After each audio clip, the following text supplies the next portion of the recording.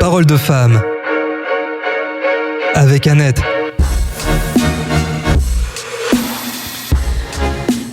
Et bonjour, vous êtes bien dans Parole de femme sur Radio Arverne avec mon invitée Isabelle, formatrice professionnelle d'anglais. Bonjour Isabelle. Bonjour Annette. Comment ça va ? Ça va très bien et vous ? Eh bien impeccable. Ça va être les vacances. Enfin, oui.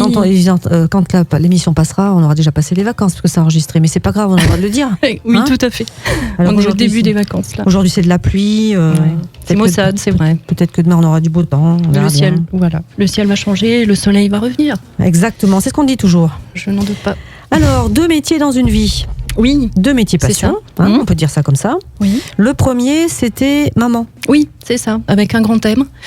Oui. Ça me tient à cœur, ça me tenait à cœur vraiment d'élever mes enfants, de les voir grandir, de partager des super moments avec eux, de jeux, de partage, voilà, jour et nuit, même la nuit. Hein. C'est pas toujours facile, d'être maman. Mais ça forge le caractère. Et puis c'est génial parce que ça arrive qu'une fois, donc faut pas rater son temps. Ouais, il faut profiter, c'est sûr. C'est ça. Alors à l'issue donc de cette éducation-là, vous avez décidé donc de vous tourner vers l'anglais. Oui. Et donc un métier de formatrice professionnelle en anglais. Voilà. Ouais. Donc vous avez passé des diplômes. Comment ça s'est passé ? Déjà l'idée de vous tourner vers l'anglais. Pourquoi l'anglais ? Oui. Alors en fait j'ai fait des études d'anglais, voilà tout simplement, à Clermont-Ferrand où j'ai obtenu une licence d'anglais à l'université Blaise Pascal. Ça m'a beaucoup plu dès le départ. C'est une langue que je trouvais rythmée, musicale, qui correspondait à ma nature intérieure, je pense, quelque part. Il faut savoir également que je suis musicienne, donc le rythme, ça me connaît, la musique également. Et les 2 disciplines sont très proches pour moi, ont un gros point commun. Donc voilà, déjà, j'avais une prédisposition vers cette langue-là, vers cette matière-là. J'ai développé une passion, parce que plus je l'aimais, plus je la travaillais, et plus je la travaillais, plus je l'aimais. Donc c'est devenu presque addictif, on va dire. Il ne se passe pas un jour sans que je ne fasse pas de l'anglais, sans que je ne parle pas anglais, sans que je n'écoute pas de l'anglais. Voilà. Si je n'écoute pas de l'anglais, je suis pas bien. Donc voilà, c'est devenu c'est devenu. Je peux le dire maintenant, je peux l'avouer. C'était pas le cas avant, mais là, voilà, c'est vraiment C'est vraiment l'amour de la langue. Oui, exactement, une passion. Mais une passion raisonnable, qui ne fait pas souffrir. Voilà, c'est une passion voilà, que j'aime, que j'adore.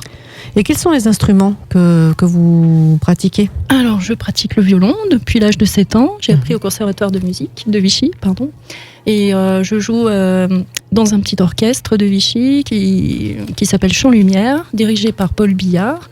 Et nous faisons principalement, une fois par an, les fêtes napoléoniennes qui ont lieu fin avril, à l'Opéra de Vichy et dans les parcs de Vichy. Voilà. Alors on a également d'autres concerts, on fait également d'autres concerts dans l'année, mais c'est vraiment comment dire, la festivité la plus importante de l'année. Voilà. D'accord. Enfin, à mon goût. Donc l'anglais. Alors oui, donc une formation. C'est ça, également. Alors, beaucoup d'expérience aussi, parce que ça ne suffit pas les diplômes à l'heure actuelle. Voilà. Il faut également travailler, faire sa bosse et rencontrer du monde et travailler avec des publics différents. Et c'est ce que j'ai eu l'occasion de faire pendant 12 ans à l'éducation nationale, dont 8 ans dans les écoles primaires, 4 ans dans les collèges et lycées et en CFA. De plus, j'ai donné des cours particuliers depuis l'âge de 18 ans jusqu'à maintenant. Donc ça l'a fait plus de 30 ans. Voilà, vous ne saurez pas mon âge. Ah non, mais on ne posera même pas la question. Mon âge exact, en tout cas. Et j'ai des milliers d'heures à mon actif d'enseignement, donc de l'anglais, voilà. Alors, de plus, il faut savoir que voici 2 ans, bien, le hasard de la vie m'a permis de concrétiser mon projet de création d'entreprise. Et donc, je me suis dit, il faut quand même que je me remette un petit peu, que je me reperfectionne, on va dire, voilà, pour rester optimiste. Et j'ai passé le TOEIC, niveau expérimenté, utilisateur indépendant. Voilà, donc j'ai eu un très bon score. J'étais ravie. Cela voulait dire beaucoup de choses pour moi, notamment que je n'avais pas perdu mon niveau et que je l'avais même amélioré. J'ai moi-même suivi une formation avec une Irlandaise, donc All in English, d'accord. Pendant le confinement, on a commencé les cours par Skype et j'ai terminé sur place dans l'organisme de formation. Voilà. Bravo. Merci. Est-ce que vous êtes allé plusieurs fois en Angleterre? Oui, tout à fait. Plusieurs fois. Several times, yes. I went to England several times. Donc oui, naturellement, j'ai de nombreux voyages au Royaume-Uni à mon actif. Dernièrement, je suis allée à Londres au mois de mai. Voilà, donc sinon... C'est une ville qui vous plaît? Parce oui. que la langue vous plaît, mais est-ce que Londres vous plaît? Oui. Est-ce que l'Angleterre vous plaît? Je trouve que c'est une très belle vie. Ouais. Oui, voilà, tout à fait. Je trouve que c'est différent. On a l'impression d'être sur une autre planète. Déjà, les voitures roulent à gauche, le volant est à droite, mind the step. Il y a plein de choses comme ça, culturellement parlant, qui sont différentes et qui sont vraiment typiques de l'Angleterre. Les pubs, la façon, la culture, la civilisation, la politesse qu'ont les Anglais aussi, il faut le savoir. C'est un peuple culturellement parlant qui est beaucoup plus poli que nous. Ils termineront toujours une question par please, par voilà, ils termineront une conversation par have a nice day, take care, take heart of you, etc. Take care of you, sorry. Donc oui, moi j'aime beaucoup ce peuple-là et voilà, culturellement, je suis attirée. Je ne sais pas bien d'où ça vient, mais c'est comme ça. Alors, il y a un petit peu, enfin, en Angleterre, enfin, c'est ce qu'on entend dire. Hein.